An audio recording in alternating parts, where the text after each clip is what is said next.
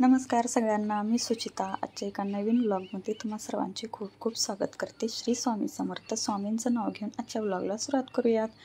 तर बघा, आज बाप्पांचं आगमनाचा दिवस आहे आणि माझी तीच तयारी चालू आहे. तर दिवस पूर्ण माझा कामामध्ये गेलेला होता. तर आत्ता मी फायनली आता छत डेकोरेशनची तयारी करणार आहे. तर हे जे हार आहेत ना, ते 500 रुपयाला 16 हार मी आणलेले आहेत. तर बघा, मला आवडले हार. कलर पण एकदम छान होते, गडद कलर, आणि उंची पण जास्त आहे. तर 500 रुपयाला 16 हार मला ते मिळालेले आहेत. तर मला कसे मिळाले, बजेटमध्ये मिळाले का, तर ते मला कमेंटमध्ये सांगा. तर बाप्पासाठी हा फेटा आणलेला आहे. पहिला फेटा होता माझ्याकडे, पण तो खराब झालेला होता, म्हणून हा फेटा आणलेला आहे. तर 50 रुपयाला मला हा फेटा भेटला. तर हे बघा, हे 2 मुकुट आणलेले आहेत गौरीसाठी. तर कंबरपट्टी आहेत ना, त्याला मॅच असं मी हे मुकुट आणलेले आहेत. आमच्या इकडं तर याला मुकुटच म्हणतात. तुमच्या तिकडं काय म्हणतात ते मला जरूर सांगा. तर इथं हरतालिकेचा उपवास पण सोडायचा होता आणि गणपती बाप्पांचं आगमन पण होतं, म्हणून मी नैवेद्यासाठी पनीरची भाजी, भात, चपाती आणि दही, साखर असं केलेलं होतं. तर इथं मोदकाची पण तयारी चालू आहे माझी. तर इथं बघा, खिसलेलं खोबरं, नंतर शेंगदाणं बारीक करून घेतलेलं आहेत कूट, आणि गुळ पावडर आहे माझ्याकडे, ती टाकलेली आहे. तर इथं मिक्सरमध्ये हे सगळं मी बारीक करून घेणार आहे. तर आमच्या इथं ना, मोदकामध्ये खोबऱ्याबरोबर शेंगदाण्याचा कूटही टाकतात. तर तसंच इथं मग मी मिश्रण तयार करून गरम करून घेणार आहे. तर इथं खाली मी कणिक मगाशीच मळून ठेवलेली होती. तर आज मी गव्हाच्या उकडीचेच मोदक करणार आहे. तर तांदळाच्या उकडीचे पण मोदक मी म्हणजे तांदळाचं पीठ आहे माझ्याकडे, पण आता तेवढा वेळ नव्हता. मला डेकोरेशन पण करायचं होतं, बाप्पांचं आगमन पण करायचं होतं, आणि नंतर मोदक पण करायचे होते. तर मोदक थोडेसे पहिल्या दिवशी जास्त करावे लागतात, कारण इथं आमच्या इथं मंडळाचा जो गणपती आहे त्यालासुद्धा नैवेद्य म्हणून मोदक द्यायचे असतात. तर आपल्या इच्छेनुसार 21, 51, 101 असं आपल्या इच्छेनुसार द्यायचं असतं. त्याच्यामुळं आज मोदक जास्त करायचे होते, आणि मोदक करायला तुम्हाला तर माहितीच आहे, वेळ खूप लागतो. तर त्यासाठी मग मी आज गव्हाच्या उकडीचेच मोदक करणार आहे. तर कणिक मळून घेतलेली जास्तच, म्हणजे चपात्या पण करून घ्यायच्या आणि मोदक पण. तर एक बॅच जी आहे ती इथं मी उकडायला ठेवलेली आहे मोदकांची, आणि इथं अजून खालती बाकीचं चालू आहे. तर बघा, या पद्धतीने इथं मी मोदक करून ठेवलेला आहे. कसा वाटतोय मोदक बघा, आणि एकदम सोप्या पद्धतीने आम्ही हा मोदक बनवतो.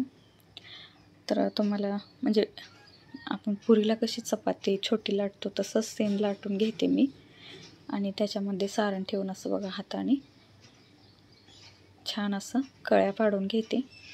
तर अशी ही सोपी पद्धत, कमीत कमी वेळेत असे मोदक तयार होतात. तर याच पद्धतीने मी मोदक करते. तर उशीर पण खूप व्हायला लागलेला होता. तर माझं घड्याळाकडे पण लक्ष होतं आणि कामाकडे पण लक्ष होतं, कारण मला हे करून नंतर गणपतीचं सगळं करायचं होतं. आणि नंतर आमचा जो मंडळाचा गणपती आहे त्याची आरती असते 9 वाजता. तर तिकडे पण जावं लागतं, सगळे येतात. तर तिकडे पण जायचं होतं. स्वयंपाक करायचा, मोदक करायचं, नंतर गणपतीचं आपल्या बाप्पाचं सगळं करायचं, आणि नंतर मग तिकडं मंडळाच्या गणपतीच्या आरतीला जायचं. तर असं सगळं माझं डोक्यात प्लॅन चालू होतं. तर इथं बघा, दुसरी बॅचसुद्धा मी उकडायला ठेवलेली आहे. एक बॅच पहिली जी उकडायला ठेवलेली ती काढलेली आहे, आणि आणखी ताटामध्ये एवढे मोदक शिल्लक आहेत. तर भरपूर मोदक होतात. एका नारळाचे मी मोदक केलेले आहेत. एक नारळ, त्याच्यामध्ये मोठी एक वाटी शेंगदाण्याचा कूट घातला, नंतर गुळ पावडर घातली, मस्त असं. दुसरी बॅचसुद्धा आपली उकडून तयार झालेली, तर ते सुद्धा आता मी इथं काढून घेते. पाणी थोडंसं कमी वाटत होतं, म्हणून मी त्याच्यामध्ये पाणी ओतलं, आणि तिसरी बॅच पण याच्यामध्ये ठेवून देते.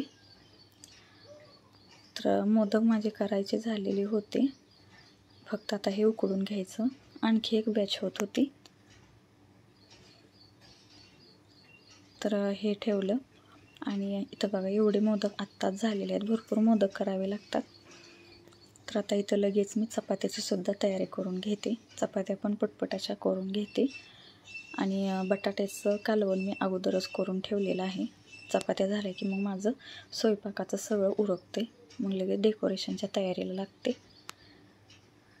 तर बाप्पासाठी मी छोटे मोदक केलेले होते, आणि छोट्या डिशमध्येच इथं ठेवलेले आहेत छोटे मोदक. म्हणजे बाप्पाजवळ बरोबर बसतील असे. तर 5 मोदक मी बाप्पासाठी सेपरेट केलेले आहेत. आणि इथं बघा हे भरपूर असे मोदक आपले तयार झालेले आहेत. आणि नंतर आता हे सगळं झालं तर आता आपण डेकोरेशनच्या नादी लागूयात. तर इथं बघा हा पाईपचा जो सेटअप आहे ना तो वरदने मला जोडून दिलेला आहे सगळा. आणि आता मी वरती डेकोरेशन करते. तर वरदने खूप छान असं हे पाईपचं मला जोडून दिलेलं आहे. तर हा जो मी ब्लाऊज घातलेला आहे तो बोटनेक डिझाईनचा ब्लाऊज आहे. बोटनेक डिझाईन आहे ही. शक्यतो नवरीच्या वगैरे ब्लाऊजला ही डिझाईन खूप चालते सध्या तरी.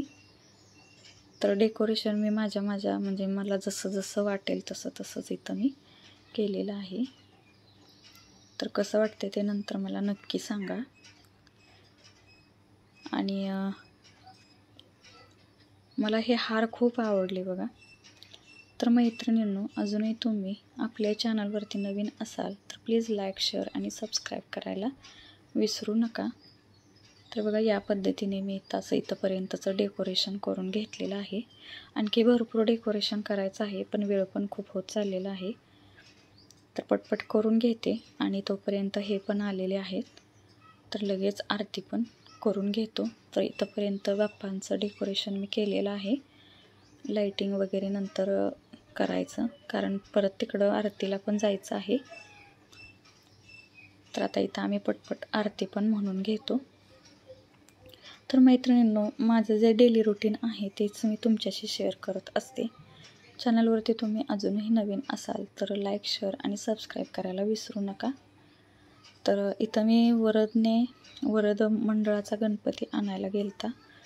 तर डमडममध्ये मागे उभा राहिलेला मला दिसलेला म्हणून मी त्याला म्हणतो ते तसं उभं राहायचं नाही. काय होतं डमडम एखाद्या खड्ड्यात वगैरे गेले तर मोठा हिसका बसतो, रिस्की असतं ते. तर तेच मी वरदला इथं सांगत होते आरती चालू व्हायच्या अगोदर.